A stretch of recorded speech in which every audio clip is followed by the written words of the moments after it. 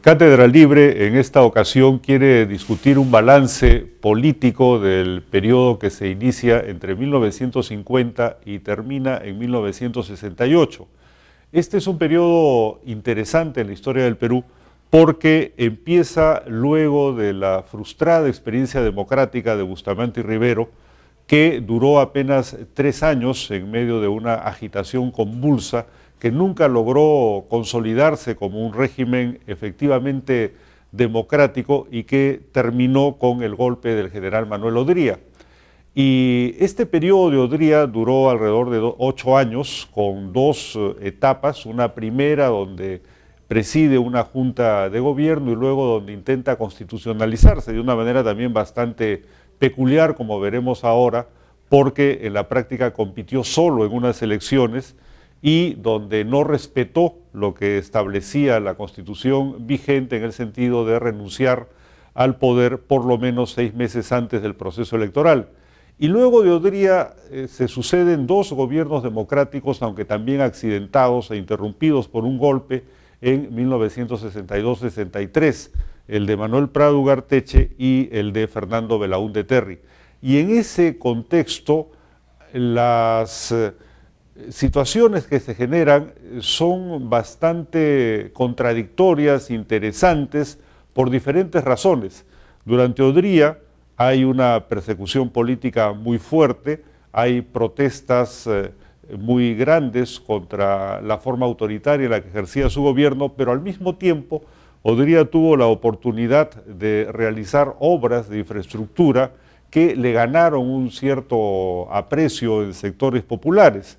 Y ese es un tema que le permitió posteriormente ser un actor político en las elecciones de 1962 y de 1963. Y esa es una fase en la cual los actores sociales empiezan a movilizarse también con fuerza y donde se suceden diferentes reivindicaciones. Los antiguos partidos que intentan volver al juego democrático tienen dificultades para entrar con claridad en él, en principio porque, por ejemplo, el Partido Aprista estaba ilegalizado, el Partido Comunista igual, aunque tenía otra tesitura, no estaba tan atento a las oportunidades legales, electorales, aunque sí tenía una actuación sindical importante.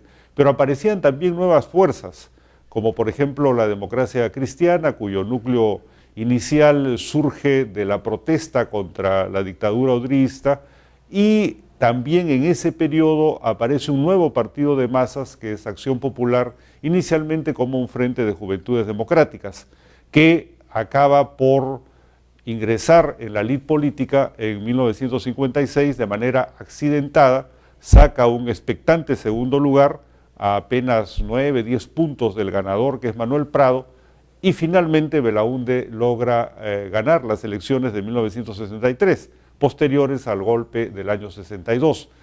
Todo este proceso es un proceso bastante importante de tomar en cuenta y de volverlo a poner en la agenda del análisis académico, porque revisar la historia nos deja lecciones sumamente significativas. Y por supuesto, ver esa historia desde diferentes aspectos, que incluyen no solamente el político, el social, también el económico, para tratar de hacernos un marco de conjunto.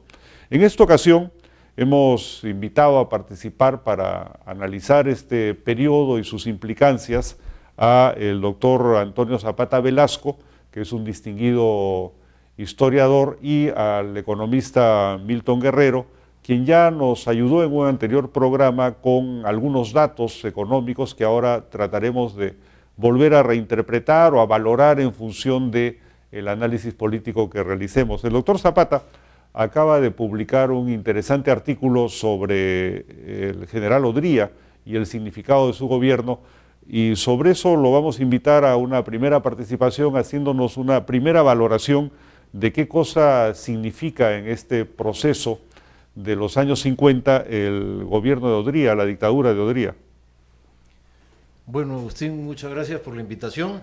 Hablo mirando la cama, mirándote a ti. Da lo mismo, bueno, en realidad. Mire, para comprender a Odría, yo lo pondría en relación con Benavides.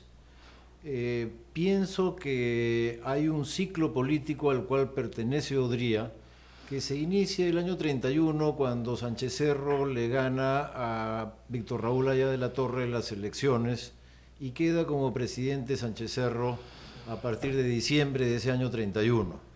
Luego, como sabemos, es asesinado en el 33 y hereda el poder Benavides. Benavides va a gobernar hasta el 39 y en este ciclo de los 30 es claramente un poder militar, de derecha, liberal en lo económico, autoritario en lo político y que a la vez tiene algunas medidas populistas y clientelistas. Benavides va a poner en marcha el seguro obrero, va a construir el hospital obrero, va a construir algunas unidades vecinales que aún no se llamaban de esa manera, pero que eran como casas para sectores populares, y en un esfuerzo como por disputar sectores populares a el APRA fundamentalmente, un poquito al Partido Comunista, pero de tener una voz del gobierno en sectores populares a través del clientelismo.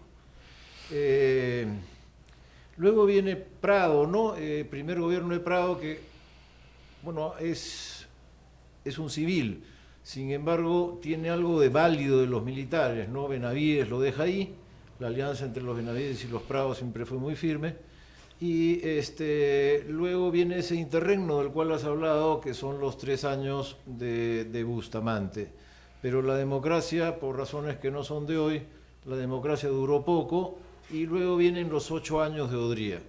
Entonces yo interpreto el periodo 31-56, esos 25 años, como dotados de una cierta unidad. Es la república militar al servicio de la oligarquía, y en esa república militar Odría es la parte final, pero su semejanza, su programa, su inspiración se halla en los años de Benavides.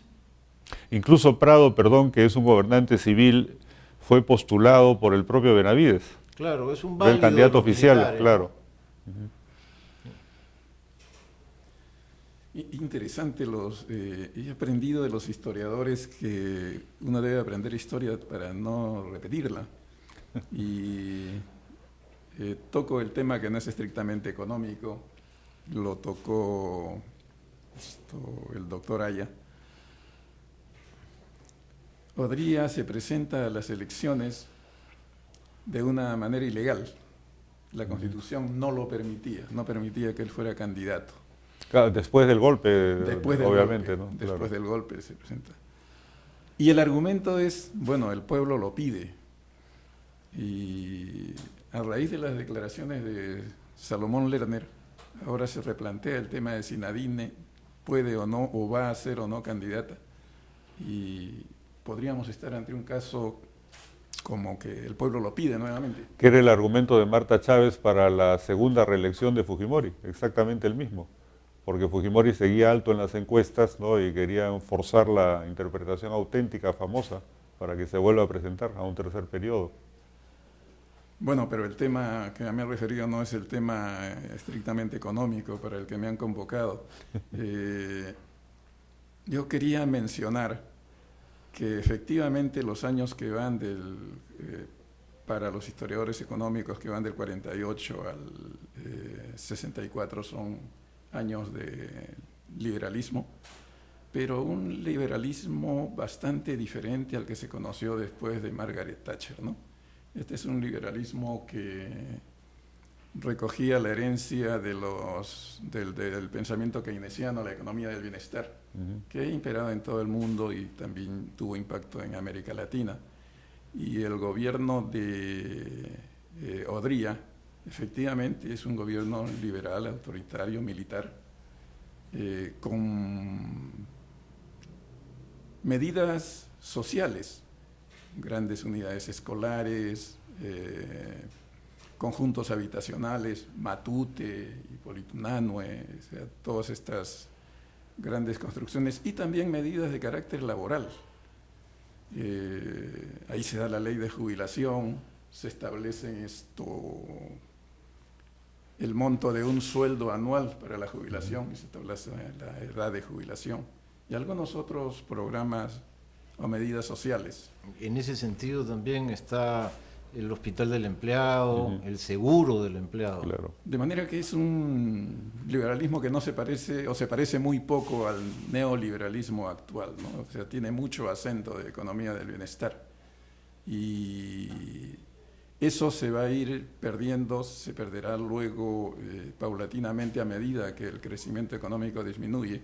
O sea, en ese periodo la economía crecía por encima del 5%, lo cual hacía crecer también el Producto Bruto Per cápita.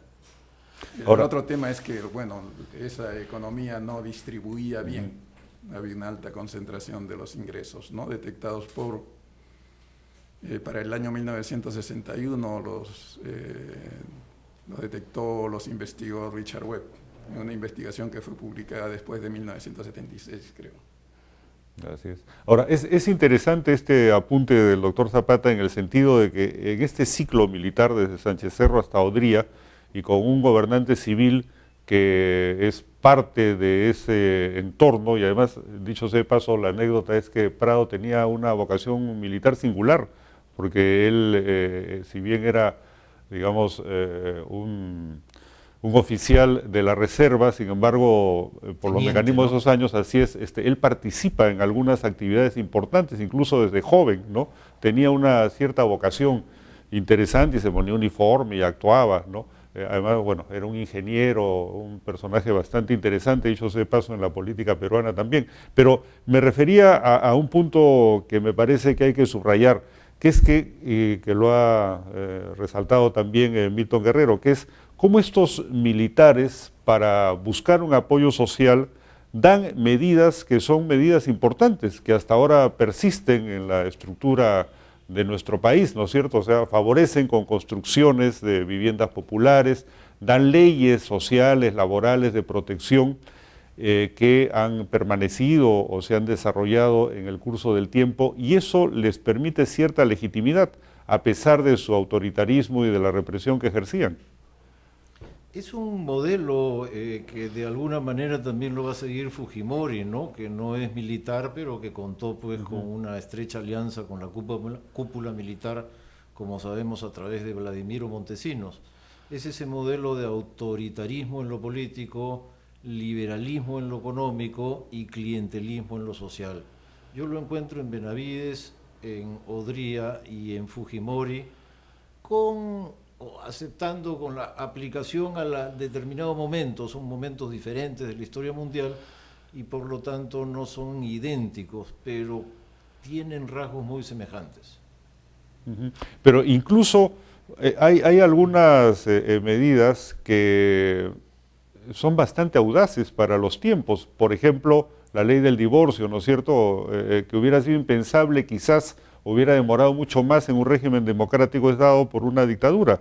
O el propio voto para las mujeres, ¿no?, que no había pasado en los escasos momentos de debate en los parlamentos, ¿no?, en ese ciclo, y sin embargo se aprueba para las elecciones del año 56. Inclusive, hasta me atrevería a decir, la propia conversión del servicio militar obligatorio en voluntario por parte de Fujimori. Entonces Sánchez Cerro o Benavides o el propio Fujimori, ya para seguir en estos análisis de comparativos, tienen medidas que en determinado momento resultan bastante audaces y que imagino les sirvió o las pudieron hacer porque no tenían una contrastación suficiente o porque no tenían parlamentos, digamos, lo suficientemente plurales que permitiesen contrastar algún otro punto de vista.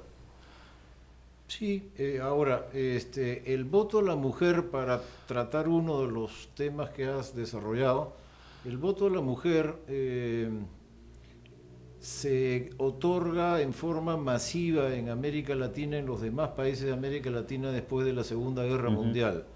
El primer país que lo otorgó fue el Ecuador en los 20, final de los 20, pero después de la Segunda Guerra Mundial como que en cascada todos, ¿no? Y el Perú venía quedando retrasado, porque después de nosotros solamente el Paraguay, el mismo año Colombia y Perú, y luego al último Paraguay. Pero todo Latinoamérica ya le había concedido el voto a la mujer, entonces cuando Odría lo concede, es como el último de la cola, se da cuenta de que esto le conviene para su carrera política futura, quedar vinculado, ¿no?, a esa iniciativa, y bueno, va adelante, ¿no? Entonces en Odría hubo mucho cálculo y seguramente bastante presión de la señora María, que estaba incursionando en política, era la esposa. Ella se dedicaba a la asistencia social en forma muy intensa y tenía más bien una buena opinión pública, una mujer humilde que no pertenecía a las familias encumbradas de la sociedad, sino por el contrario provinciana, de Arequipa, además de una provincia de Arequipa, y con mucho interés en la política social y con conocimiento de cómo hacerlo en ese terreno. Entonces la señora María va a incursionar luego en política, va a ser candidata y parece pues haber presionado al marido para que finalmente en el Perú también se dé esta ley que autorizaba a las mujeres a votar. Entonces yo no lo vería como tan audaz. Si el Perú fuera el primer país en América Latina en darle el voto a la mujer, bueno, vale, o de los primeros, no es de los últimos, el penúltimo concretamente. Ahora, en el periodo de Odría hay crisis importantes en el terreno político que tiene que enfrentar. Por ejemplo, estas manifestaciones de los estudiantes arequipeños, ¿no?, que acaba con la muerte de 2 de ellos que van a ser de alguna manera el núcleo fundacional de la futura democracia cristiana, ¿no? Una represión muy fuerte, la muerte de Villegas, de Arturo Villegas, por ejemplo, ¿no?, o el asilo de Víctor Raúl Aya de la Torre, que va a cubrir prácticamente todo su periodo y que le va a significar un conflicto internacional bastante serio. Odría, digamos, en medio de todo, no tenía la posibilidad de otra alternativa porque estaba dentro de ese esquema militar y porque de alguna forma su propuesta restauradora era la restauración del orden que había sido alterado por Bustamante, ¿no? Pero ¿tuvo algún tipo de respaldo político, digamos, mayor que el de su partido restaurador? ¿Cuánto era Zenón Noriega importante en el régimen odrista? Yo diría que bastante, porque era el general de confianza, ¿no? Cuando el general Odría baja al llano para, entre comillas, ser un ciudadano más en la élite electoral que lo lleva en 1950 a la presidencia de la República, entre comillas también constitucional de la República, en ese momento el único general en quien confía Odría para que administre el país es Zenón Noriega. No era la primera manifestación de gran confianza. Cuando el golpe contra Bustamante, Odría estaba en Arequipa, y quien en realidad va a Palacio, apresa al presidente y lo deporta, fue también Zenón Noriega. De tal modo pues que eran aliados políticos muy firmes, y nada hacía sospechar un final tan misterioso como el que hubo en 1954, cuando una conspiración es develada, por lo menos es la versión oficial, y Zenón Noriega pierde todos sus cargos y será deportado.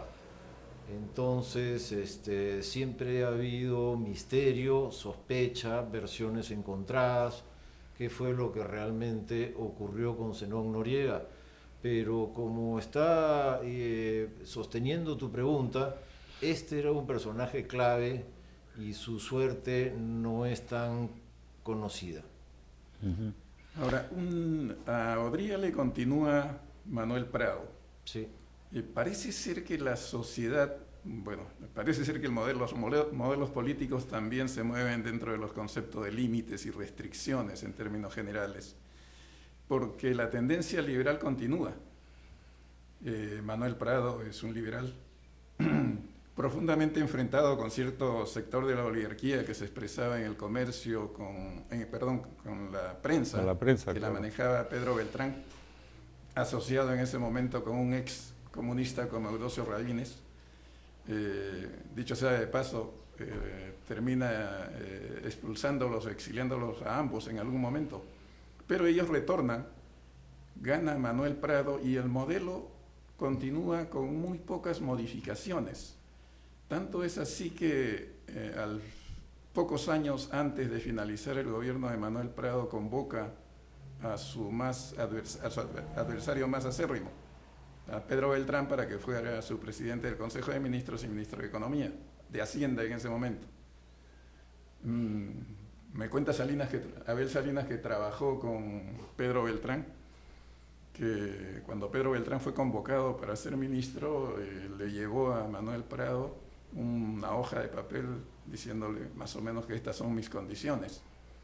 Y que Manuel Prado coge el papel, le pega una mirada y abre su cajón y lo guarda y le dice, aceptado, de acuerdo. Más o menos algo así le debe haber pasado al ministro Villanueva, el presidente del Consejo de Ministros actual. Bueno, continúa Pedro Beltrán se hace cargo de la presidencia del Consejo de Ministros y el Ministerio de Hacienda, y en ese periodo se da la Ley de Promoción Industrial, la 13270, que es una expresión del pensamiento de la CEPAL de aquello que se conoce como la sustitución de importaciones. Y de hecho lo es, esa ley.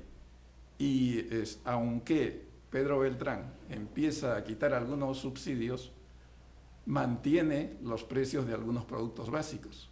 Inclusive cuando le quita el subsidio a la gasolina, a los combustibles, establece precios diferenciados. Y en su discurso dice, por ejemplo, al Cusco solamente le ha subido el precio del combustible en 5%, creo, en 3%, diferente a lo que había subido en Lima.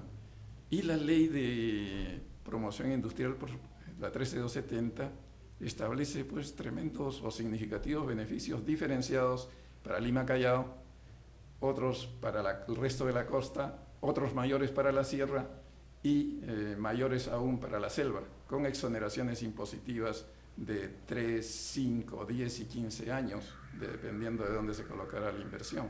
Ahora, era un régimen de sustitución de importaciones, pero aún así la predominancia, o los historiadores economistas lo tipifican como liberal. Claro. Pero, en lo que a la línea liberal se refiere, hubo una misión norteamericana Klein.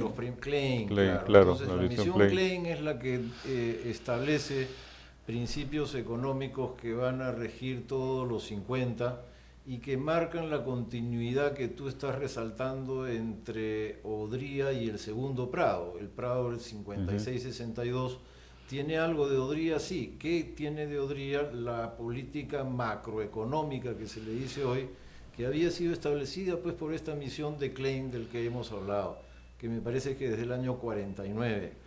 La figura clave en el liberalismo peruano de este periodo es Beltrán, de quien hemos conversado también un poco ya. Él es el capitán ideológico, tiene el diario La Prensa, que es influyente, y bueno, es amigo de Odría, luego se pelea con Odría, pero se pelea por Odría no por la política macroeconómica, se pelea por Odría porque él quería que Odría convoque elecciones libres. Y forma la coalición nacional con Pedro Rosselló. Sí, ya para hacer la oposición, ¿no? Claro, al final. Hacia la transición. Pero creo que Pedro Beltrán aspiraba a la presidencia. Siempre aspiró a la presidencia. Fue primer ministro y luego hizo un intento de lanzarse para el año 62. Con su movimiento de los independientes. Claro, que se lo orquestaba pues Rabines. Así es. Rabines era su operador. Y es interesante esta figura de Beltrán porque Beltrán es un hombre, digamos, con una formación en Inglaterra, ¿no? en Londres, es un empresario, es un hombre dedicado también a la política, ¿no? Adquiere el diario La Prensa y sus intereses vinculados a la Sociedad Nacional Agraria están siempre en la agenda pública, ¿no? Él es un gran defensor de estos intereses. Y aparece efectivamente apoyando a Odría al principio, pero luego diferenciándose. Pero, digamos, en mérito de Beltrán, efectivamente él estaba buscando una salida constitucional. O sea, tenían el temor de que Odría pudiese prolongar su periodo. ¿Podría interpretarse algo así? Claro, o sea, volviendo a Zenón Noriega, ¿no? El golpe o las circunstancias que rodean la dimisión y deportación de Zenón Noriega son el 54. El 54 también es la presentación del proyecto de ley que al 55, después de 2 legislaturas, le da el voto a la mujer. El Partido Restaurador no es desde el comienzo, el Partido Restaurador se organiza el 54 también. Entonces hay una serie de sucesos que ya tienen que ver con la transición, ¿no? Odría va a terminar su mandato y cómo él va organizando como la continuidad de su grupo. Y es ahí donde se desembaraza de Zenón Noriega, pero él luego se encuentra con que realmente no tiene posibilidad de elegir desde Palacio. Hay una convocatoria, una junta de notables que termina de manera cómica, cuando se cuela alguna persona que en fin, los lleva todo al ridículo, y Odría entonces ya el 56 deja que corran las elecciones y se preocupa por un pacto de impunidad con el Pacto de Monterrico, que ha ganado, ¿no? El Pacto de Monterrico, claro, en el cual pues participará también el APRA.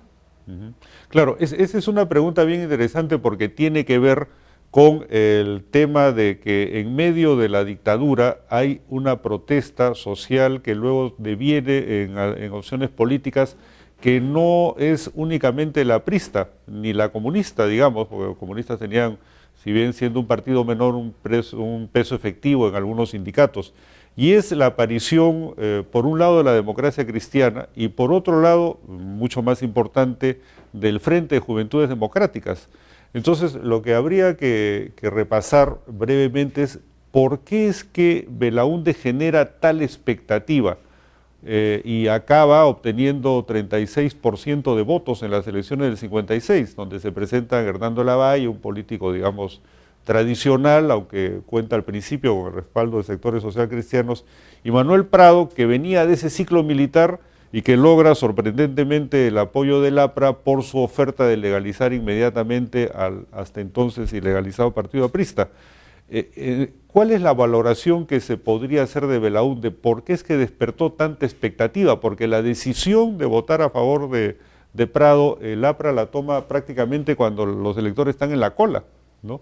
Entonces, ¿qué pasó en ese proceso? ¿Por qué Belaúnde recogió tanta expectativa popular?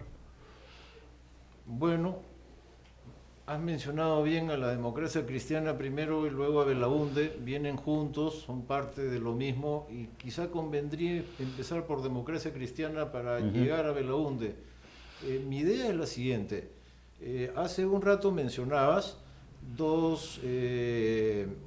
Arequipa en 2 oportunidades se levanta contra Odría. Una es el 50, que es una muy famosa. Eras tú el que creo que hablabas de ella. Arturo Villegas, que muere Arturo ahí, Villegas, otro dirigente, claro. 2 de dirigentes estudiantiles. Pero hay un segundo levantamiento urbano, estudiantil en Arequipa, el 55. Claro. Y este segundo tumba a Esparza. Exacto. Sí. Y en ese sentido es como tumbar a Vladimiro, ¿no? Porque personaje siniestro. Esparza era como el equivalente a Vladimiro Montesinos.